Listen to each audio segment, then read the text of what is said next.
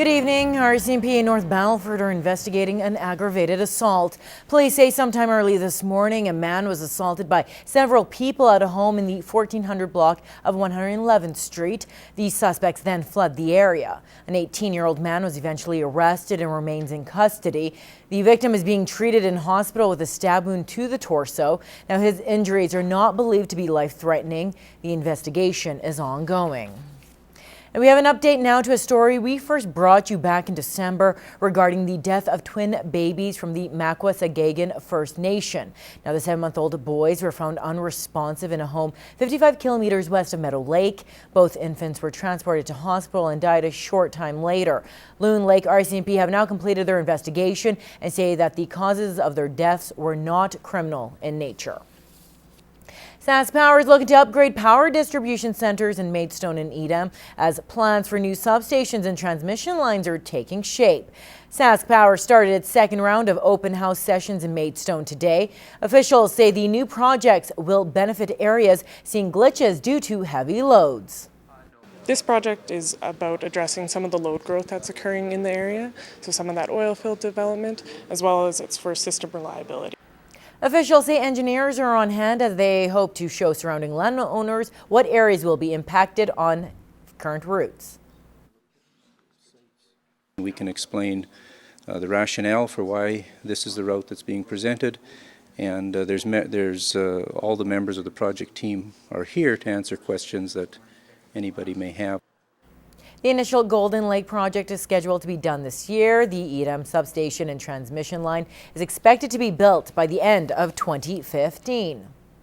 Well, we first brought you the story of the Cold Lake doctor looking to build a radiology clinic in that city last week. Well, this week, Council discussed the pros and cons of helping out with the cost of building the state-of-the-art facility. Fraser Snowden has more. Cold Lake Council approved a funding grant of $30,000 to help Dr. Chander Gupta, who is building the clinic. The topic was discussed at length by councillors as they weighed out how it will help the city. Well, this is just a tremendous asset in our community for the region to have, not only have the doctor and his staff performing all the diagnostic services for Cold Lake, but this doctor is a high quality doctor. The clinic will provide Cold Lake with services such as ultrasounds, bone density scans, and x-rays. Dr. Chander Gupta even plans to phase in equipment to perform mammograms. He has a very quick time frame and is hoping to have it completed this year. We already purchased a piece of land. The work has started. The drawings are almost complete. The soil testing is being done. So we are hoping to start building in beginning of April. Council also heard a proposal from Hearts for Healthcare. The non-profit organization is asking the city to look into the idea of a helipad for the hospital. Where the air ambulance is currently landing in Cold Lake North, that's going to be a high-growth residential area this summer, and so there's concern that the STARS ambulance is going to have to move to a different location. Right now it's landing on the road. The city will speak with AHS about funding for the helipad. In Cold Lake, Fraser Snowden, Newcap News. A local 4-H club is reaching out through social media to help a family with a dire situation. Mark Draves is in an Edmonton hospital in the ICU after suffering from an aortic aneurysm last week. Now, the family is part of the Lloydminster 4-H club, and the group started an online auction to help out with costs. And as Annika Notveit reports, it has really taken off with more than $50,000 raised so far. Lots of amazing artwork that's been donated. And hoof trimming. These are a few of the many items up for auction on the group's Facebook page. Jackie Payne created the group after numerous requests from people in the community asking what they could do to help the Draves. We have everything. It's kind of funny. We have anything from baking, jewelry, embryos and semen, cabin getaways, for weekend getaways.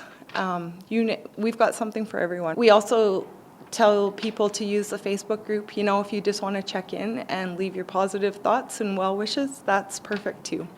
They're still in Edmonton right now, but Colton Draves says the 4-H family has really been a blessing through this tough time.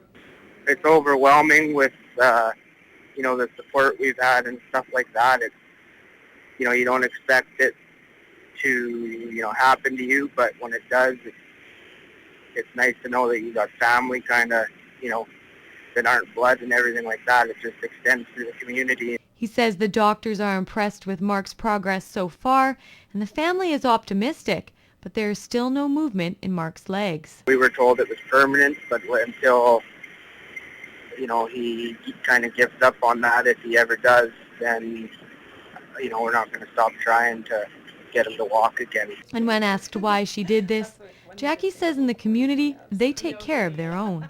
I think that you can't really do a better or nicer thing for 4-H families. You can search Lloydminster 4-H online benefit auction on Facebook to see the ongoing posts. The bids will close on April 12th. Anna Knotthate, Newcap News.